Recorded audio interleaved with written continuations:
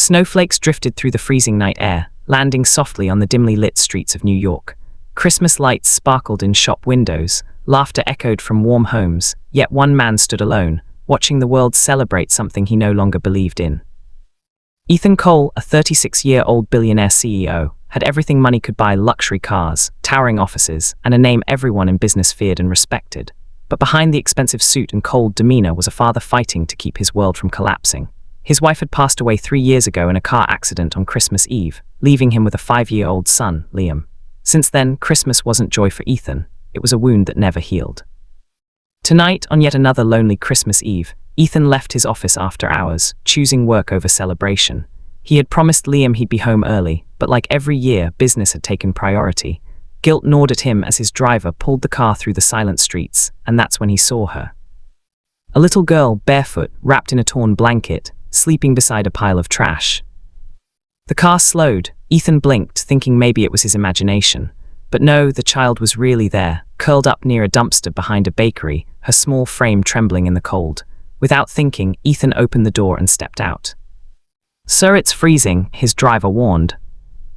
But Ethan didn't hear. He moved closer, his breath visible in the icy air.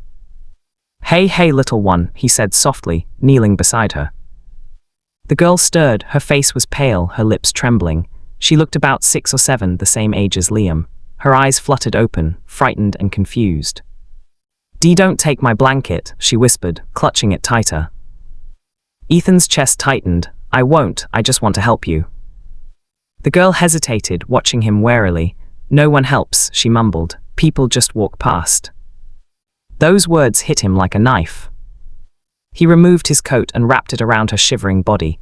"You're safe now," he said gently. "I'm Ethan. What's your name?" "Lily," she said after a pause. "My mom said she'd come back, but she didn't." Ethan swallowed hard. "When did you see her last?" 2 days ago," Lily whispered. "She went to get food. She never came back." Ethan's hands shook. Something deep inside him, a father's instinct, a broken man's empathy, refused to leave her there. He picked her up carefully and carried her to his car. "Sir, the police," the driver began. "I'll handle it," Ethan said sharply. "Drive home." Chapter 2: The warmth of a stranger's home. At Ethan's mansion, the warmth and glow of Christmas decorations filled the living room. Liam, wearing his tiny reindeer pajamas, looked up from his toys as his father walked in, holding a sleeping girl. "Daddy, who's that?" Liam asked curiously. Ethan knelt beside his son. "This is Lily. She didn't have a place to stay tonight, so we're going to help her, okay?" Liam's face lit up, like Mommy used to help people. The words strung, but Ethan nodded. Exactly like Mommy. They laid Lily on the couch, wrapped her in a blanket, and gave her warm soup when she woke. For the first time in years, Ethan's home didn't feel so empty.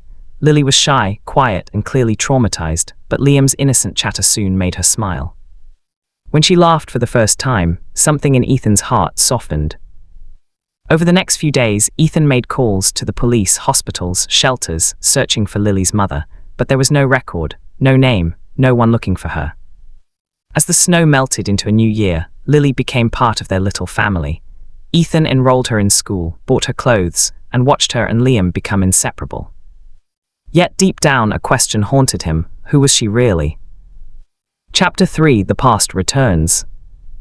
One rainy afternoon, a woman burst into Ethan's office building. Her face was pale, clothes soaked, eyes desperate.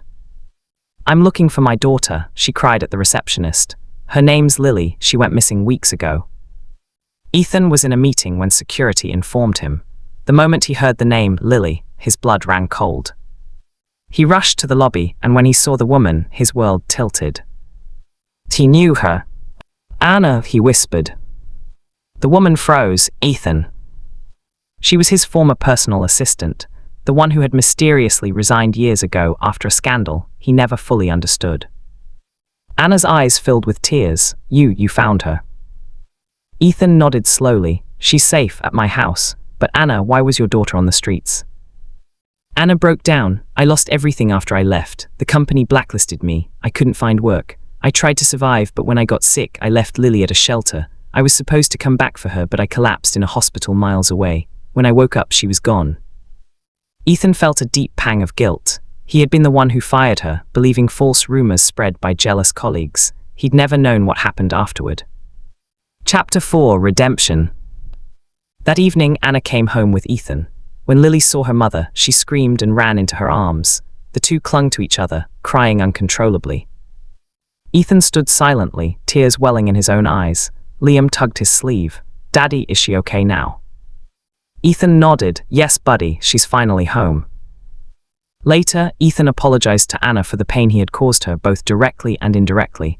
She forgave him, saying, "You gave my daughter back to me. That's all that matters." But Anna's situation was still dire: no job, no home. Ethan didn't hesitate. He offered her a position in his company again, this time as his executive assistant, promising full support to rebuild her life. Months passed. Under Anna's management, Ethan's company flourished, and more importantly, so did his heart. He began spending more time with Liam and learned to smile again. Every Christmas since that night, Ethan, Liam, Anna, and Lily would go out together, not to fancy restaurants or parties, but to the streets, distributing food and blankets to the homeless. Final chapter: A Christmas Miracle.